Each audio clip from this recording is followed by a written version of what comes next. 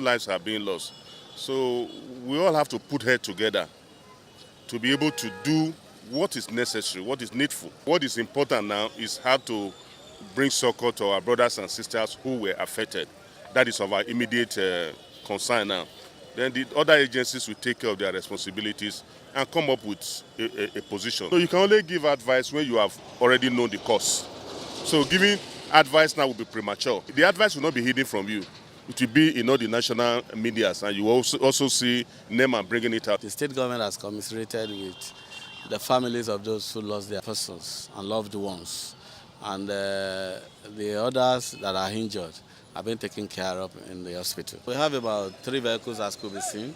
Some say there are 5, but with our investigation, there are no more than 3 vehicles.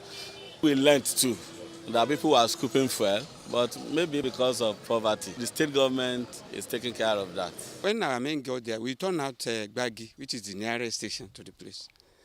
Then our headquarters, we turned our crew also to complement their effort, just to make sure there is no, we minimize the effect of the accident or the inferno. But when Gbagi got there, there were a lot of people preventing our men to get to work on time. They blocked their way.